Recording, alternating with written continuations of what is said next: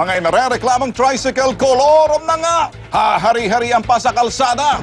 Pinasadahan ng Metro Aksyon ng Abad Santos, Maynila. Eto, huli sila. Isang alias J ang lumapit sa aming tanggapan. Sumbong niyang ilegal na pamamasada ng mga tricycle sa Abad Santos, Maynila. Mga tricycle dyan sa may Abad Santos, lahat yung namamasada doon, puro kolorom, mga green plates. Bilang lang sa mga daliri mo, ang yellow plate. Para kumpirmahin ang sumbong, agad naming inaikutan ang target area. Sa pole ng aming kamera ang mga kolorom na tricycle.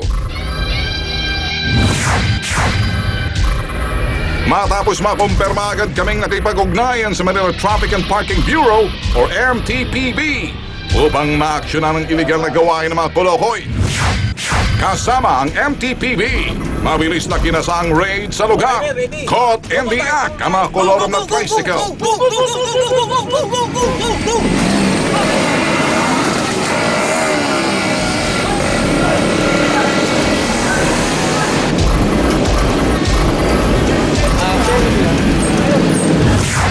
Reklamo ng ibang mga motorista, sakit daw sa ulo ang mga pasaway na ito. Tindik yung mga tricycle dun sa Abad Santos, nagkaka-traffic dun dahil kumaka-counterflow sila. Ang kapal ng mukha, akala mo, hari ng kalsada. Kung sa GP Rizal, sa Abad Santos, nakaka-perwisyo yung mga tricycle dun, mga kuluro, mga green plate. Ngayon, wala na kayong kawala sa batas dahil markado na kayo sa iligal na gawain. Parin natin sila ng penalty. May mga bayad lahat yan. Yung pounding fee nila is 500.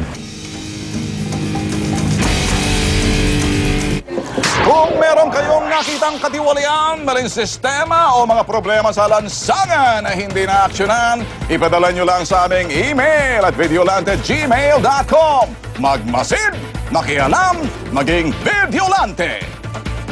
Alam mo kasi, Tolben, okay sana dun sa mga tao na maghanap buhay bilang isang tricycle driver. Marangal hanap buhay yan.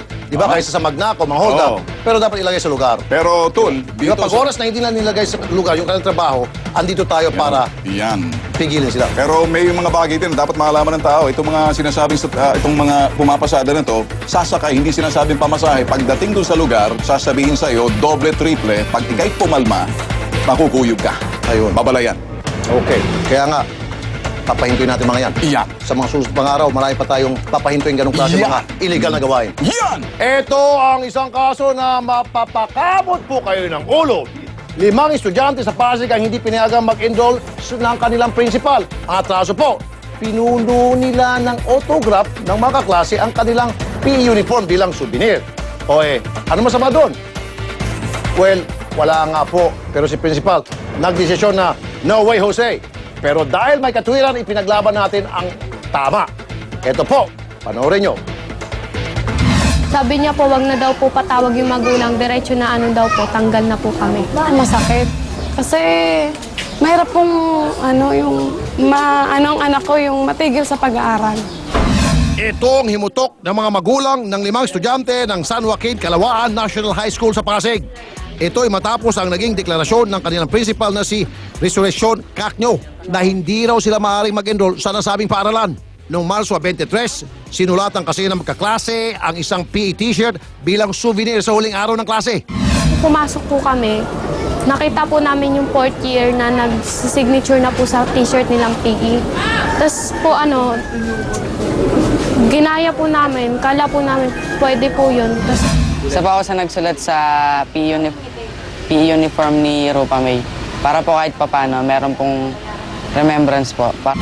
Nang makita raw ito ng kanilang guro, agad silang ipinatawag at sinabihan na hindi na sila pwedeng mag-enroll sa eskwela. Pinuntahan namin ang eskwelahan para makausap ang punong guro tungkol sa isyong ito. Tamang-tama at araw ng enrollment ngayon. Sa ayuda ng Metro Aksyon, pinayagan naman mag-enroll ang mga bata sa 3rd year high school. Kinausap ko ang mga magulang actually at nagkaroon kami ng pagliliwanagan. So, naging desisyon ko bigyan ng pagkakataon ang mga bata na makapasok muna sa bago naming programa na kung tawagin namin ay Open High School. Pero Sasailan daw muna sila sa isang parusa na kung tawagin ay open high, kung saan dadaan sila sa isang seminar tungkol sa mga alituntunin ng paaralan. Okay, panawagan namin dun sa 5. Inanyahan po namin kayo dito sa aming studio sa Lunes. May sorpresa po kami sa inyo. Susunod sa Metro Action, Tolben, mababa bang luha mo? Depende.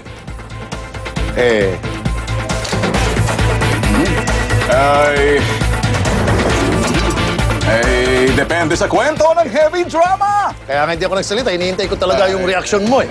Di ba? Medyo mataas ang luha ko. Akala ko kasi lumuluha ka na. Kaya hindi ako kumimik. Ayokong lumuluha ka sa harap ng camera. Pwede pag lumuha ka at sa harap sa loob kayo ng... Sa lukuyan, lumuluha ang kwarto ng damdamin misis mo. ko. Oo. Sino ba naman ang ayaw? Anyway, may tinulungan kasi tayo mapauwi mula sa Bahrain dahil minamaltrato. Madrama ang pagkikita ng mag-ina sa naiya. Ready mo na ang panyo mo, Tolben. Ready na?